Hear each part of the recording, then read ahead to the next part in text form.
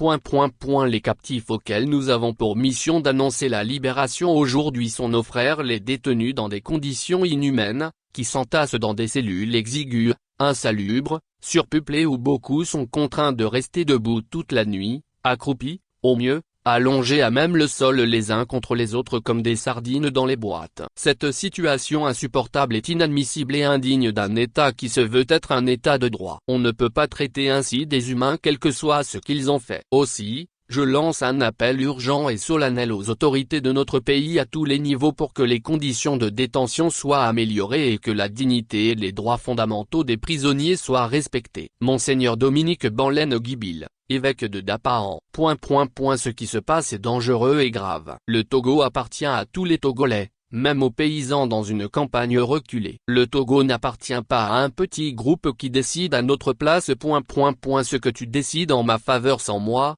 tu le décides contre moi. Père Odji. Voilà quelques extraits de prise de position d'évêques et prêtres togolais contre ce qui se passe d'inacceptable et d'inhumain au pays dirigé par une même famille depuis 60 ans. Il serait ici superflu de rappeler le combat qui fut celui de Monseigneur Philippe Fanoko Kepodzero qui a rendu l'âme en exil, en Suède, le 4 janvier 2024, rallongeant ainsi la liste des Togolais, pas des moindres, morts à l'étranger, faute de pouvoir retourner sur la terre de leur parce que persécuté. Malgré le fait que le défunt prélat ait dû passer ses dernières années sur terre dans des conditions difficiles de l'exil, sa vie n'aura pas été vaine. En choisissant le sacerdoce depuis son jeune âge, il avait opté volontairement d'être au service de Dieu et surtout des hommes. Et être au service de Dieu et des hommes est synonyme de beaucoup de renonciation, de beaucoup de courage, de bravoure et surtout de beaucoup d'amour pour l'être humain justement, quel qu'il soit, d'où qu'il vienne. Et pour faire ce travail ingrat dans un pays comme le Togo,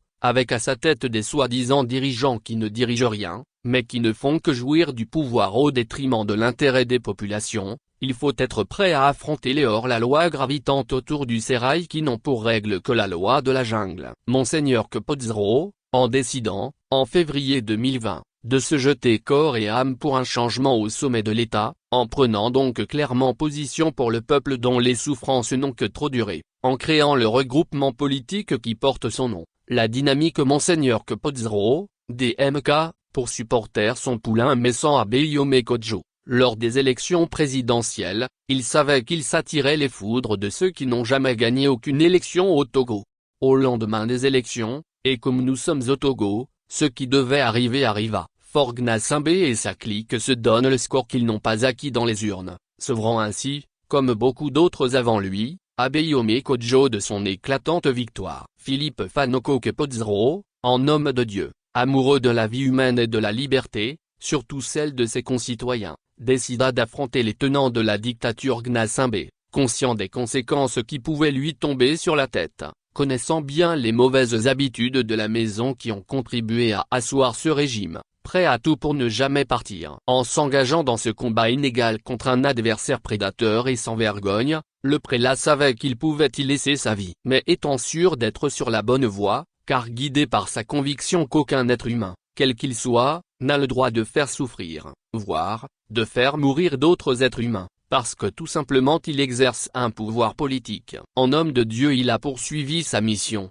et a dû partir en exil et mourir loin du pays qu'il a vu naître. Voilà le comportement d'un véritable homme de Dieu qui ne devrait avoir peur ni de quelqu'un, ni de rien. Après la disparition de Monseigneur Kepodzero début janvier 2024, nous remarquons aujourd'hui que d'autres évêques et prêtres dénoncent courageusement les désastreuses conséquences de la gouvernance hasardeuse du régime Gnassingbé sur les populations togolaises. La récente réforme constitutionnelle illégale, qui fait désormais de Faure Gnassingbé le monarque du Togo, fait aussi partie des critiques des éminents membres de l'Église catholique de notre pays. Comme on le voit, en dehors de Monseigneur Kepodzero, beaucoup d'évêques et de prêtres ont déjà fait parler d'eux dans le passé, et s'expriment encore aujourd'hui avec courage pour dénoncer un pouvoir politique qui se trompe d'époque en violant les textes du pays et les droits élémentaires du citoyen. Cette prise de position claire et courageuse en faveur du peuple togolais par les hommes de Dieu leur vaut d'être taxés par le régime d'hostile à son maintien au pouvoir. Et c'est comme ça que nous pouvons expliquer ce refus par la CENI,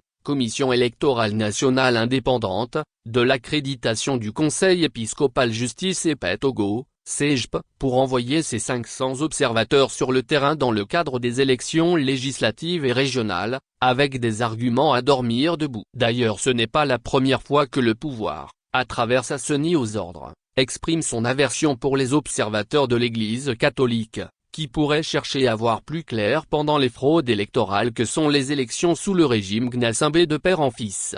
Si nous voulons parler de congrégations religieuses ayant pignon sur rue dans notre République, nous pouvons citer les deux principales que sont les chrétiens et les musulmans. L'Église catholique, à travers le Conseil épiscopal Justice et Paix Togo, CEGP, dont nous venons d'évoquer les prises de position contre les effets de la dictature, est l'une des organisations les plus structurées au Togo. Parlant de prise de position contre la malgouvernance, du côté des musulmans, représentés par l'Union musulmane, c'est silence radio. Beaucoup d'observateurs et de citoyens togolais, en ce moment critique de la vie politique de notre pays, se demandent pourquoi l'organisation, censée regrouper tous les musulmans du Togo, ne réagit pas. L'Union musulmane, vu sa configuration depuis sa création, est-elle une organisation indépendante qui pourrait voler de ses propres ailes? Si nous nous amusons à remonter l'histoire des péripéties dans lesquelles le regroupement musulman togolais a vu le jour au début des années 1960, nous sommes en mesure de répondre par la négative car l'Union musulmane du Togo, dès ses débuts,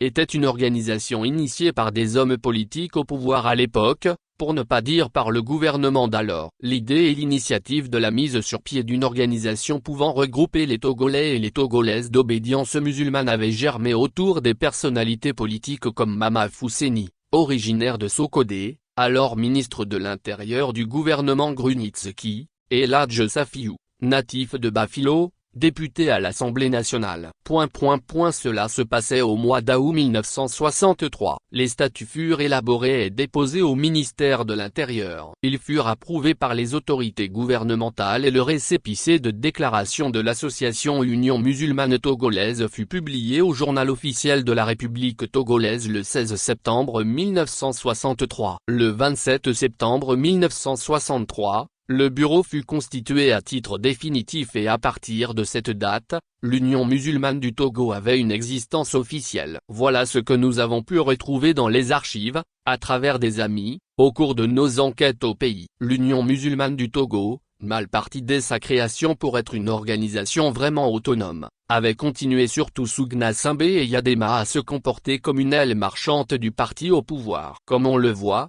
les dirigeants successifs à la tête de l'UM n'ont jamais eu le courage de s'émanciper du pouvoir politique pour exister et agir en toute indépendance. La même allégeance, pour ne pas dire le même soutien, au pouvoir sous Faure Gnassingbé continue de plus belle, de telle sorte qu'il serait aujourd'hui difficile de distinguer l'organisation religieuse qu'est l'Union musulmane des autres institutions fantoches du RPT UNIR. L'UM est pratiquement inféodée au pouvoir togolais. C'est pourquoi il est impossible à ses dirigeants de prendre position pour défendre les populations contre les effets néfastes de la gouvernance inhumaine du régime de dictature qui régente aux destinées du Togo. Et c'est de la pure hypocrisie d'affirmer que la religion est apolitique, surtout que les premiers responsables de l'Union musulmane du Togo sont connus pour être des fidèles affidés du pouvoir politique de notre pays. Même ici en Allemagne, l'Église prend de temps en temps position contre certaines décisions politiques qui désavantageraient sur le plan social les minorités, comme les retraités, les handicapés,